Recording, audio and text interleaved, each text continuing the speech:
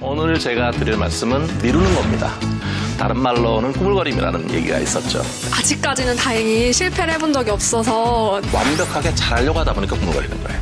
네, 많이 거절하지 못해서 분수를 뛰어넘는 무지막지한 일들을 거절을 잘 못해서 일을 자꾸 너무 많이 맡다 보니까 이게 또 불안감이 커지면 사람들 관계에 있어서도 약간 자기 걱정이 많은 사람도 꾸물거려요. 꾸물거릴 자유도 있다고 생각해요. 이렇게 와닿았던 적은 없었던 것 같아요.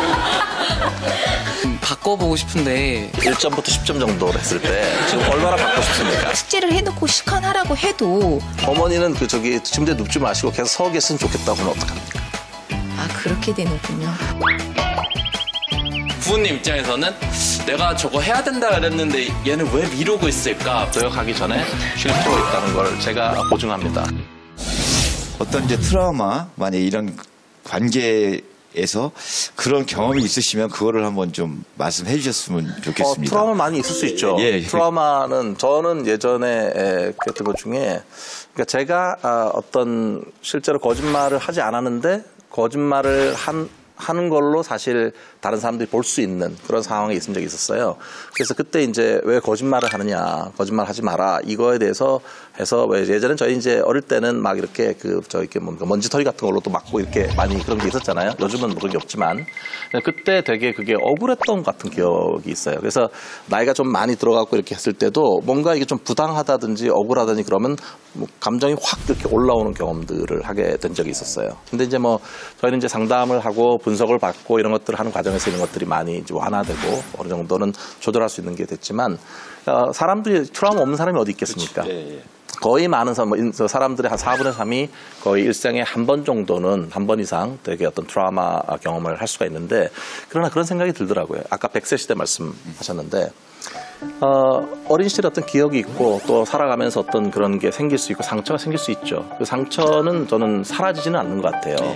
상처는 우리가 보통 그렇게 여기 손가락 난 상처도 나중에 보면 흔적은 남아있잖아요. 시간이 가면서 이게 상처가 흐려지는 것이지 상처 자체 이건 사라지진 않거든요. 예, 근데 경험과 지혜와 이런 것들이 더불어서 그걸 좀 더 다룰 수 있게 되는 거라고 생각이 돼요. 그래서 지금까지 있었던 날보다 앞으로 어떤 방향으로 가고 싶은가가 더 중요한 게 아닐까. 예, 그냥 그런 개인적 생각이 듭니다. 답변 고맙습니다. 네, 감사합니다.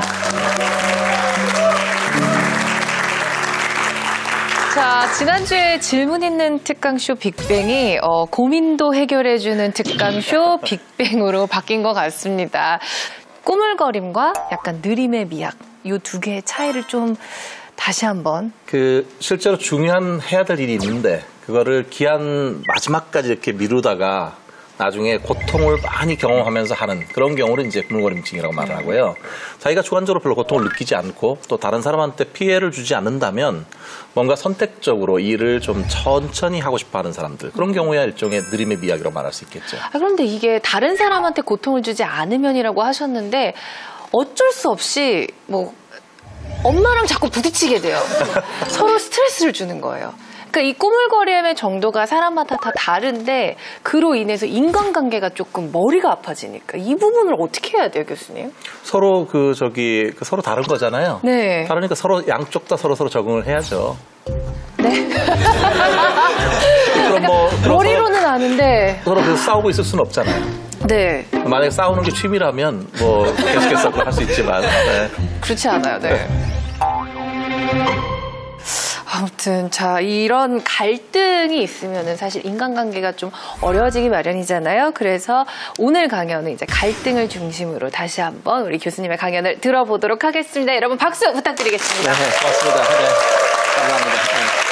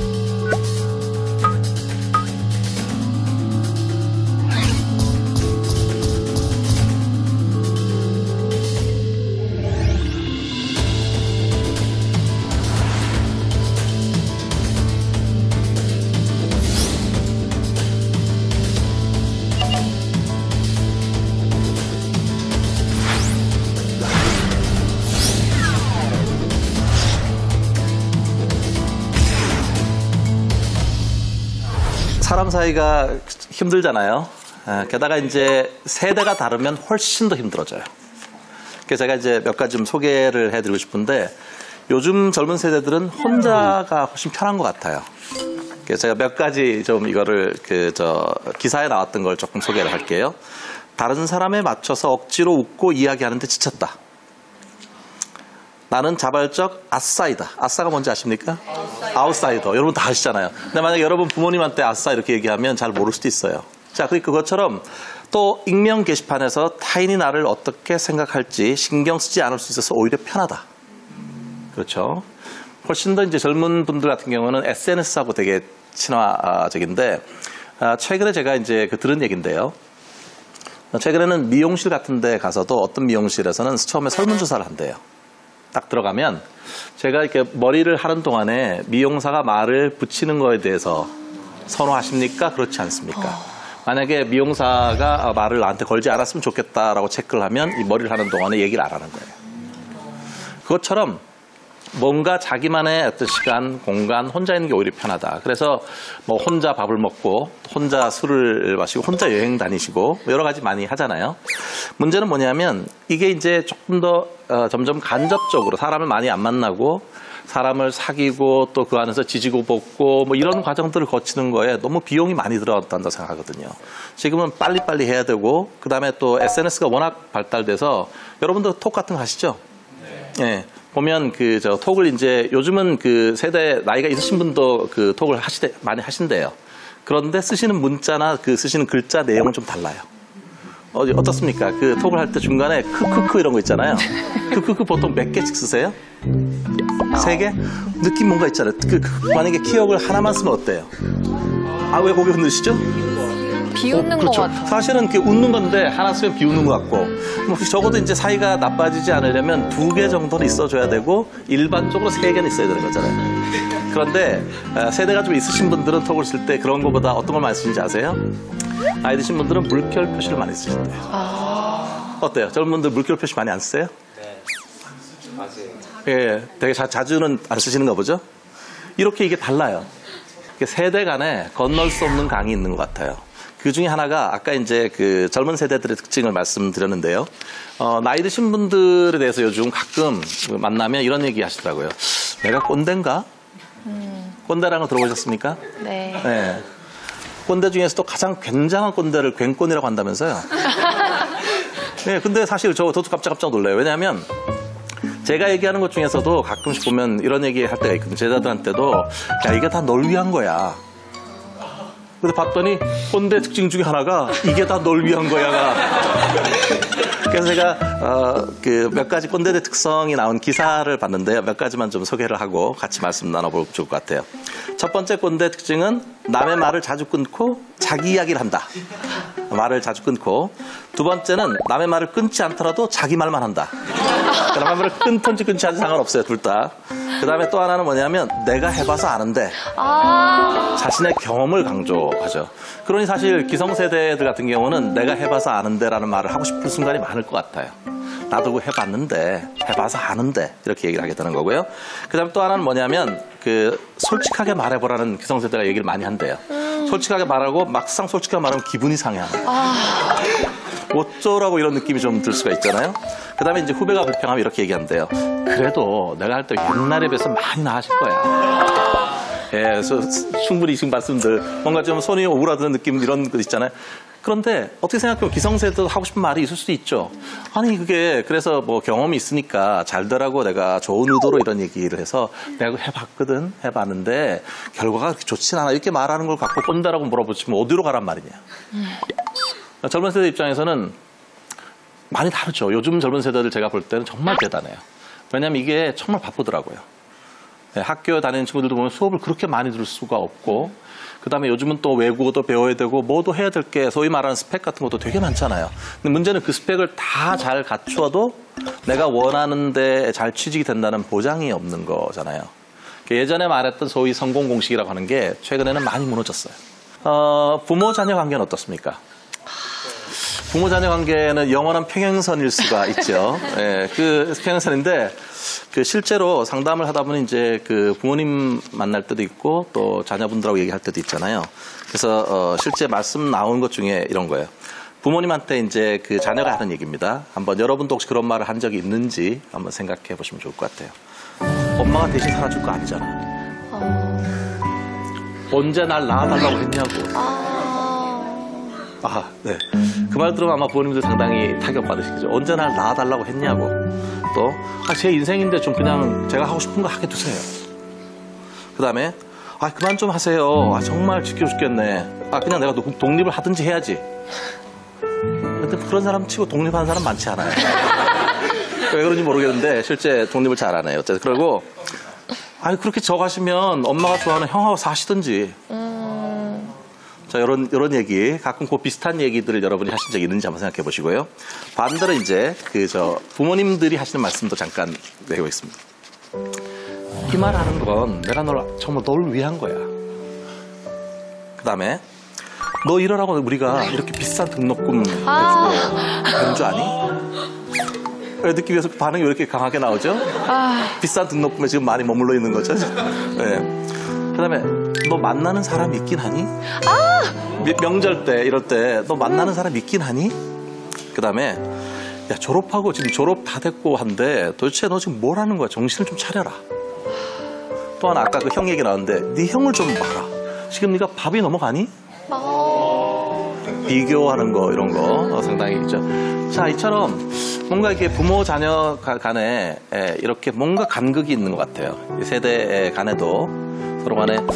그런데 이제 저희가 연구를 해보면 부모님들이 자녀를 이렇게 통제하는 두 가지의 아주 효과적인 방법이 있대요. 그렇다고 직접 그걸 사용하시면 안 됩니다. 근데 첫 번째 뭐냐면 우리 부모님들이 자녀를 이렇게 자기 마음대로 통제하기 위해서 첫 번째로 하는 거 이거래요. 죄책감을 불러일으키기. 죄책감을 유발하는 거예요. 아까 말한 것처럼 내가 너한테 들어간 게 얼만데 널 위해서 뭘 하는데 넌 뭘 하는 거냐 나한테 라든지. 1번은 죄책감 유발하기. 두 번째로 생각하는 게 이겁니다. 주었던 사랑을 철회하기. 나이스하게 처음 잘해주고 이거 했던 걸 처음에 하다가 뭔가 마음에 안 드는 게 있으면 그때부터 부모님이 싹 이거를 바꾸는 거예요. 차갑게. 근데 이 두 가지가 자녀들이 되게 상처를 많이 입는데요.